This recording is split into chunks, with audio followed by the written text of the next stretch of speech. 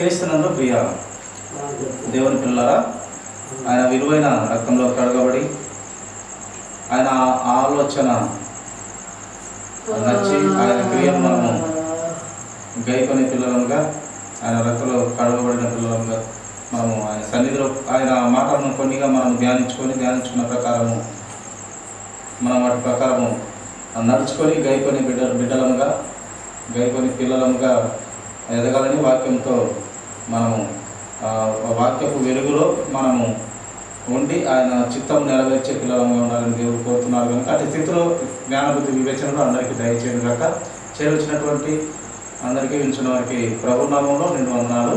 గ్రంథంలో నుండి ఇందాక చదువుకున్నట్టుగా అపొస్తల కార్యములు 4వ అధ్యాయం 4వ వచనం చదువుతున్నాము.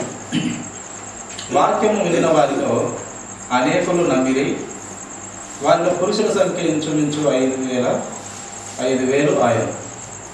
అక్కడ వాక్యము ప్రకటించినారు అపోస్తలులు, క్రీస్తు శిష్యులు, క్రీస్తు సైనికులు. చెప్పిన వాక్యాన్ని బట్టి 5,000 మంది ఇంచుమించుగా పురుషులు మాత్రమే అని ఇక్కడ వ్రాయబడుతూ, పురుషుల సంఖ్య ఇంచుమించు 5,000 మంది అని వ్రాయబడుతూ వచ్చింది. పురుషులు మాత్రమే, ఇంకా స్త్రీలు ఇంకా చాలామంది మారినవచ్చు. ఆ యొక్క వాక్యము, దేవుని వాక్యము వివరించినారు, తెలియపరిచినారు. 5,000 మంది హృదయాలలో దేవుని వాక్యము ఆ యొక్క విత్తనము మొలిపించేలా దేవుడే వారి హృదయాలను తెరిచినాడు. ఇలా అక్కడ చెప్పింది మనుషులైనప్పటికీ పరిశుద్ధాత్మ దేవుడు ఆ కార్యము చేయించుకుంటూ వచ్చాడు. కనుక నా జీవితాలలో కూడా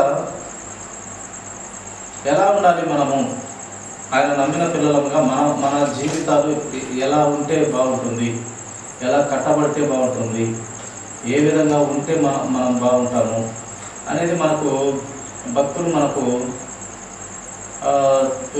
ఆ యొక్క వారి అనుభవ జీవితాలు, వారి క్రియలు మనకు తెలియపరిస్తే మనము సత్యంలో బ్రతకాలని, క్రమంలో బ్రతకాలని, దేవుని చిత్తంలో బ్రతకాలని, దేవుని క్రియలను చూసి వాటి ప్రకారం నడుచుకోవాలని, ఆయన పరిశుద్ధుడైన ప్రకారము మనము కూడా పరిశుద్ధత కలిగి బ్రతకాలని ఆయన చెప్తూ వస్తున్నాడు. ప్రతి భక్తునితో చెప్పిస్తున్నాడు, ప్రతి ప్రవక్తతో చెప్తున్నాడు.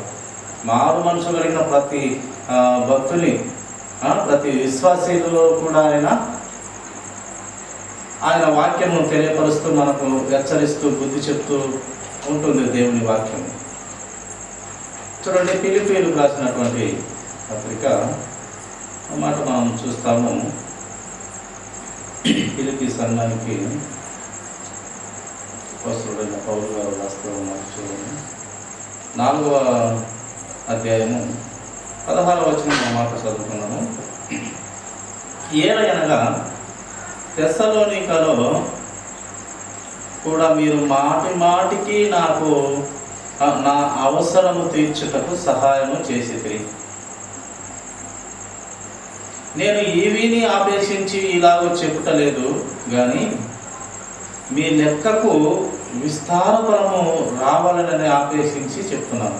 వారు చేసిన సహాయాన్ని బట్టి మీకు ప్రతిఫలము పొందాలని చెప్తున్నాను. నేనైతే మీరు ఇచ్చే ఈవులను ఆశించి మిమ్మల్ని గొప్పగా చెప్పటలేదు కానీ, మీరు గొప్పవాళ్ళని చెప్పటలేదు కానీ, మీరు చేసిన మాటికి సహాయం చేసినారంట పిల్లల. దేనికి సహాయం చేసినారంటే దేవుని పనికి సహాయం చేసినారంట.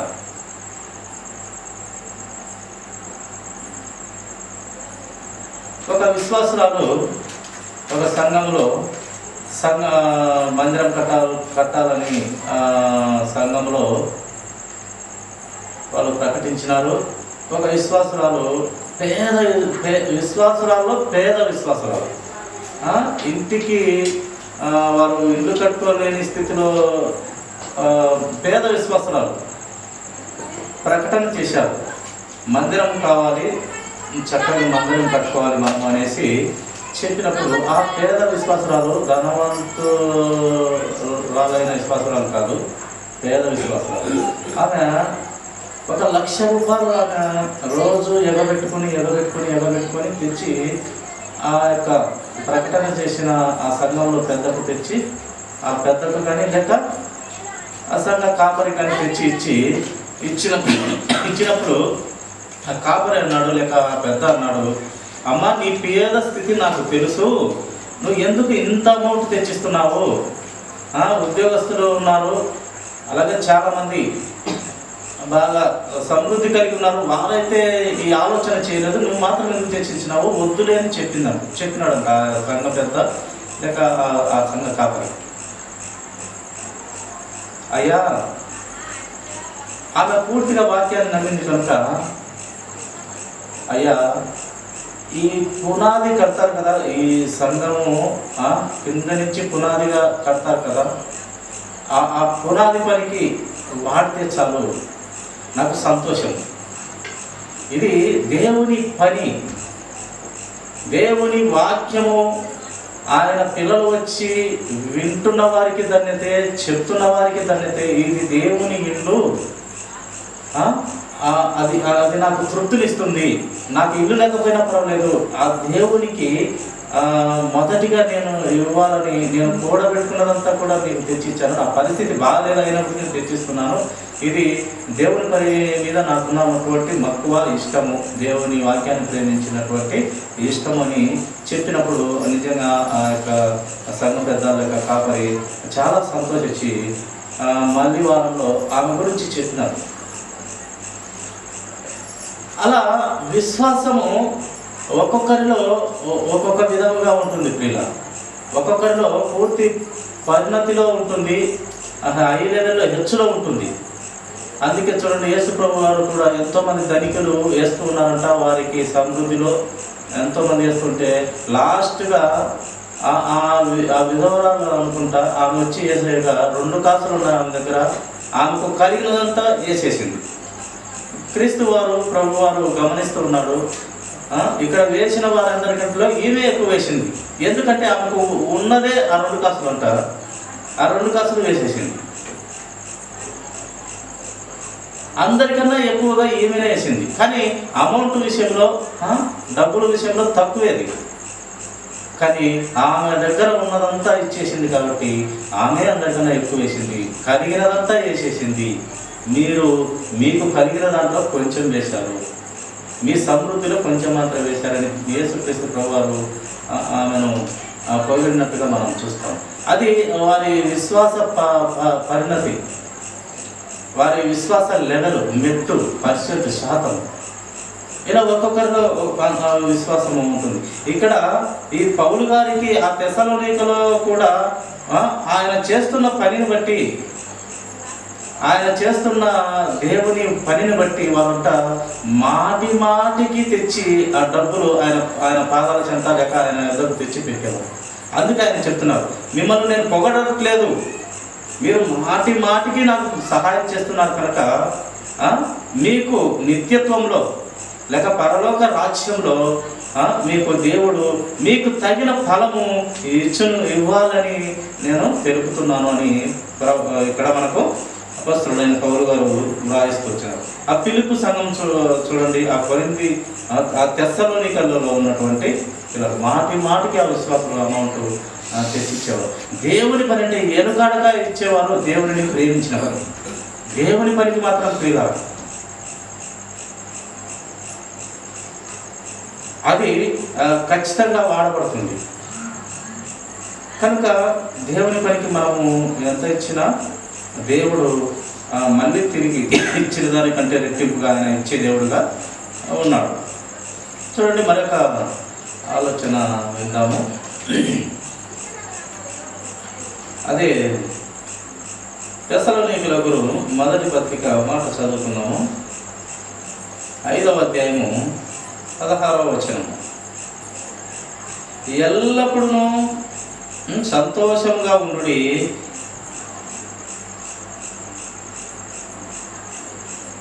ఎల్లప్పుడూ సంతోషంగా ఉండాలి. ప్రతి విషయంలో మనము దేవునికి కృతజ్ఞతాస్తుతులు మనము చెల్లించాలి. ప్రతి విషయంలో, అది కీడైనా సరే మేలైనా సరే.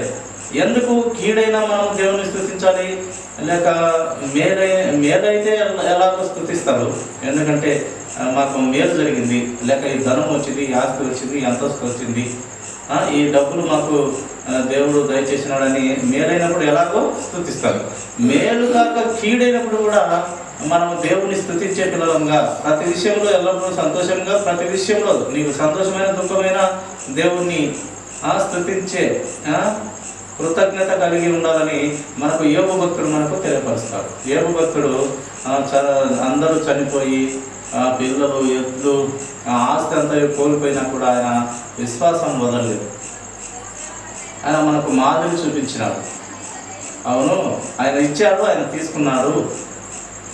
మనం ఆయన ఇచ్చింది మాత్రమే అనుభవించాలన్నా, ఆయన తీసుకున్నప్పుడు కూడా మనము దేవుని స్తుతించే వారిగా ఉండాలి కదా.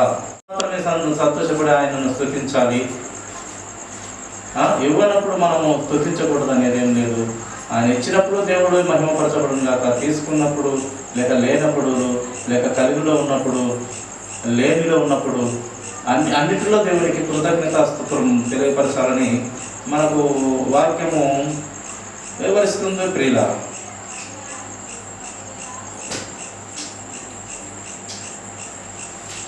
అలాగే దేవుని పనిలో సంఘమునకు బాధ్యత గలవారిగా ఈ యొక్క అకుల, ప్రిస్కిల్లా అనేవారు మనకు కనపడతారు. వారు సంఘంలో చాలా బాధ్యతాయుతంగా వాళ్ళు ఇరువురు భార్యాభర్తలు సంఘంలో, ఆ యొక్క సంఘంలో వారు కూర్చున్నటువంటి సంఘంలో చాలా బాధ్యత గలవారిగా ఈ యొక్క అకుల, ప్రిస్కిల్లా వారు మనకు గ్రంథంలో కనపడతారు. అలాగే శపింపబడిన వారు, దేవుని శాపము పుచ్చుకున్న వారు మనకు కనపడతారు. ఆకాను కానీ, అలాగే గాడిద చేత బుద్ధి తెంపించుకున్నటువంటి ఆయన కానీ మనకు కనపడతారు. చూడండి, ఆకాను ఆయన ఏం చేసినాడు, ఏదైతే చేయకూడదన్నట్టు వాటిని తెచ్చుకొని ఏం చేసినాడంట, వస్త్రాలు కానీ ధనం కానీ సమకూర్చి తన డేరా కింద భూమిలో పాతి పెట్టి ఏం చేసినాడు, దానిని బట్టి మరణమైనాడంట ఆకాను. కనుక ఆయన మంచి వారితో మనకు బుద్ధి నేర్పిస్తారు, చెడ్డవారితో వారి ద్వారా ఒక గుణపాఠాన్ని, ఒక పాఠాన్ని మనకు నేర్పుతారు. మంచి వారిలో మంచి తీసుకొని నీవు మంచి ఆలోచన కలిగి ఉండు, చెడ్డవారిలో ఆ చెడ్డ తలుపును వదిలేసి నీవు జాగ్రత్తగా బ్రతకమని కూడా దేవుడు మనకు తెలియపరుస్తూ ఉంటాడు. కనుక ప్రియులారా, చాలామంది మనకు దేవునికి లోబడకుండా బ్రతికిన వారి జీవితాలు కూడా ఉన్నాయి, దేవుని భయం కలిగి బ్రతికిన వారి జీవితాలు కూడా ఉన్నాయి.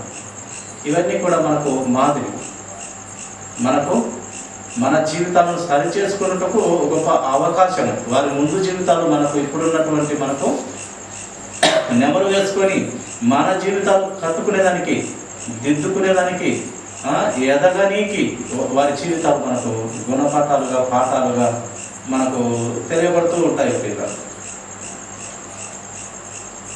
చూడండి, యోహాను సువార్త మాట ధ్యానించుకున్నాము. 10వ వచనము, 37వ వచనం.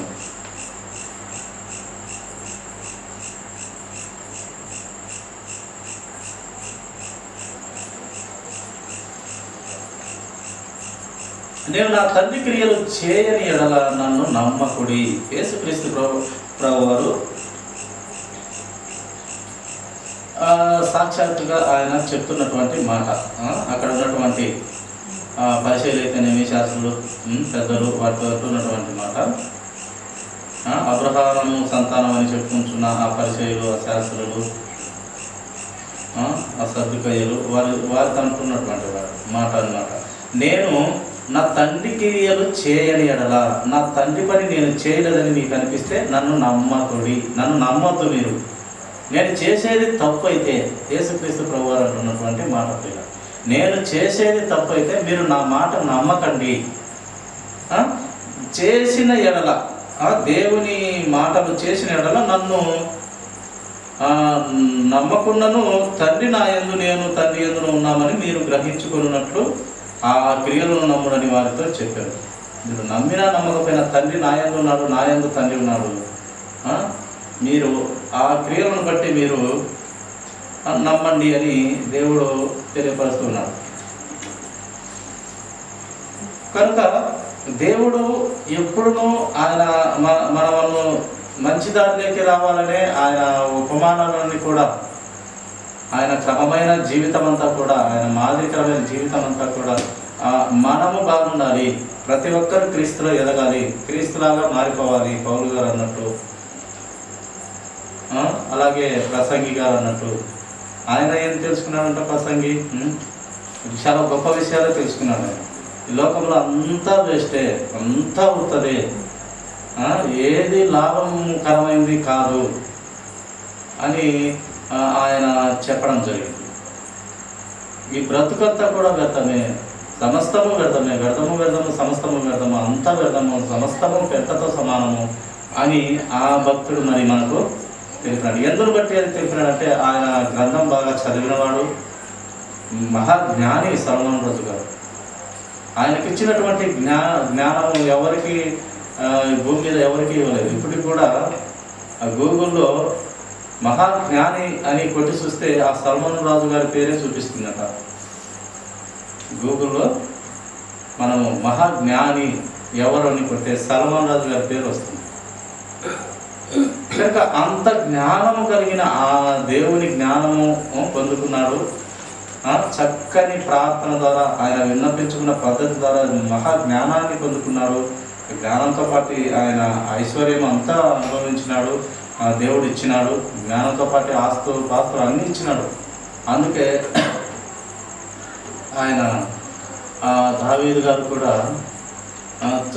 బంగారుతో ఆయనకు ఇల్లు కట్టించినప్పటికీ, నేను ఆ మందిరంలో ఉండను, ఆ ఇల్లు నాకు సరిపడదు, నేను మీ హృదయాలలో నివసించాలనుకుంటున్నాను, మీ బంగారుతో కట్టిన మందిరాలలో కాదు, మీ విరిగి నలిగిన హృదయాలలో, మీ గుండె చెదిరిన హృదయాలలో నేను నివసించాలి. మీ గుండెను బాగు చేయాలి, మీ హృదయాలను సంతోషభరితంగా చేసి మీ హృదయాలలో నేను ఉండాలి.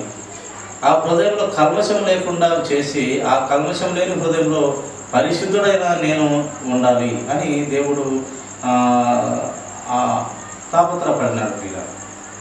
కనుక అంత జ్ఞానవంతుడు చెప్పినాడు, అంతా వ్యర్థము సమస్తము అన్నాడు. ఈ మాటను బట్టి చూస్తే నిజంగా విశ్వాసంలో ఈ లోక సంబంధంగా ఏది ఆశ పెట్టుకోకూడదు. ఉంటుంది, ఆశ లేకుండా ఎవరు బతకరు. కానీ అత్యాశ లేకుండా, ఎక్కువ వ్యామోహము, ఎక్కువ పదవుల మీద, ధనం మీద, బంగారం మీద, వెండి మీద ఎక్కువ ఆశ లేకుండా బ్రతకగలుగుతారు. ఉన్న దాంట్లోనే తృప్తిగా బ్రతకగలుగుతారు. ఎప్పుడు వాక్యం అర్థమైనప్పుడు, ఈ జీవిత సత్యాలు, దేవుడు వ్రాయించినటువంటి మాటలు, లోకమంతా ఒక పాలి నాశనం అయిపోతుంది. ఇంకా నాశనం అయినప్పుడు ఎవరికి ఏ బంగారం అవసరము, ఎవరికి ఎండి అవసరము, ఏది అవసరం లేదు. మన క్రియలు తప్పితే మనం కాపాడేది ఇంకా ఏది లేదు. అందుకే దేవుడు దయచేసిన ఆత్మ ఆయన దక్కిపోతుంది. ఆయన ఇచ్చిన శరీరము మన్నుకు మన్ను తిరిగి మళ్ళీ మన్నుకు మన్ను చేరిపోతుంది. ఆయన దయచేసిన ఆత్మ ఆయన చేరిపోతుంది. అది మన క్రియలతో తీసుకొని పోతుంది. ఆ ఆత్మ మన క్రియలను ఎమ్మడ పెట్టుకొని పోతుంది. అది మోసుకొని అక్కడ ఆయన తీర్పులో నిలబడుతుంది. ఏమరా నాయన, ఎలా బ్రతికినవరా భూమి మీద నీవు అని అన్నప్పుడు వాని చిట్ట అంతా దేవుడు ఆ ఆత్మ మోసుకొని పోయిన ఆ క్రియలన్నీ దేవుడు చక్కగా వాడు ఒప్పుకుంటే పర్వాలేదు, ఒప్పుకోకుంటే మంచి సినిమా చూపించాడు. ఎవరి సినిమా వానికే చూపించాడు. ఎవరి సినిమా వారికే చక్కగా వారి బ్రతికిన జీవితం అంతా దేవుడు చూపిస్తాడు. ఎప్పుడు విన్నప్పుడు చూపించలేదు. ఓకే ప్రభా, నేను చేసినాను ప్రభా అని ఒప్పుకుంటే చూపించలేదు. కానీ నేను చేయలేదు, నేను ఒప్పుకోనంటే వారి సినిమా అంతా వారిది చక్కగా చూపిస్తాడు. క్వాలిటీతో చూపిస్తాడు దేవుడు. ఎందుకంటే ఆయన సర్వశక్తిమంతుడు. ఇప్పుడు ఇక్కడ ఉన్నటువంటి కెమెరాల కన్నా ఆయన కన్ను చాలా విశ్వం అంతా ఒకే పారి చూస్తుంది. ఆయన కన్ను అంత గొప్పది, అంత పెద్ద కెమెరా ఆయన. కనుక ప్రియులారా, మనము ఏం చేసినా, మనము లేచినా వంగినా ఆయన చూచే దేవుడుగా ఉన్నాడు. చూడండి, అదే కీర్తన గ్రంథం మాట చూస్తాము.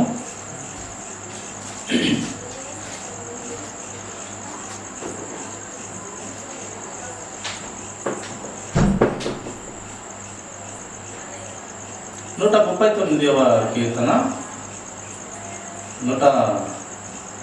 దావీదు కీర్తనలో 139వ అధ్యాయము మొదటి వచనంగా చదువుకున్నాం. చూడండి, దేవుడు ఎలా మనల్ని పరిశీలిసి చూస్తున్నాడు. యెహోవా, నీవు నన్ను పరిశోధించి తెలుసుకొని ఉన్నావు. ఆయనంట బాగా పరిశోధించి ప్రతి మనిషిని, ఒకరిని, ఇద్దరిని, ముగ్గురిని, నలుగురిని కాదు, ప్రతి మనిషిని అంట ఆయన బాగా పరిశోధించి తెలుసుకొని ఉంటాడు దేవుడు. ప్రతి మన జీవితం అంతా దేవుడికి చక్కగా తెలుసు. మన జీవితం కాదు, ఇప్పుడు బ్రతుకుతున్న బ్రతికే కాదు, రేపటి జీవితము లేక ఇంకా ముందు 1 సంవత్సరం ముందు జీవితం కూడా దేవునికి తెలుస్తుంది ఆయనకు. వీడు 1 సంవత్సరం తర్వాత ఎలా ఉంటాడు, ఎలా ఉండబోతుంది, ఏ ఆలోచనలు కలిగి ఉంటాడు అనేది కూడా దేవునికి తెలుసు. అందుకే మన హృదయ ఆలోచనలో దేవుని తత్వంతో కూడినటువంటి క్రియలతో ఉండాలి, కానీ ఏ పొరపాటు కానీ ఈ లోక సంబంధమైన ఆశలతో కానీ మనకు అవసరమైన క్రియలతో కానీ కాక, మొదటగా ఆయన నీతిని, ఆయన రాజ్యాన్ని వెతకండి అన్నట్టుగా దేవుడు చెప్పినట్టుగా ఆ పనిలో సంబంధమైన ఆలోచన కలిగి ఉంటే మనము ధన్యులు. ఆ పనిలో మొదటగా ఆయన నీతిని, ఆయన రాజ్యాన్ని వెతికే పనులు మనకి కావన్నప్పుడు అది మన బ్రతుకు వ్యర్థము. ఆయన నీతి, ఆయన రాజ్యం వెతుకుటలో ఉన్నట్లయితే మనం ధన్యులమే దేవుని దృష్టికి పిల్లలు. మొదటగా ఆయన నీతి, ఆయన రాజ్య సంబంధమైన ఆలోచనలు కలిగి ఉంటే మనం ధన్యులేమే. కానీ ఈ లోక సంబంధమైన ఆశలు, ఈ లోక సంబంధమైన ప్రేమలు ఉంటే అవి మనకు ధన్యత కాదు. అందుకేట ఉగ్రత దినమందు నీ బంగారమైన, నీ వెండైనా అవి పనికి రావురా నాయనా అని దేవుని వాక్యం వివరిస్తుంది. ఆ ఉగ్రత దినం ఉందంట, ఏదో నా దగ్గర 4 కేజీలు బంగారం ఉంది ప్రభువా, నన్ను నీ దగ్గర ఉంచుకుంటే అది పనికి రాదు ఆ టయానికి.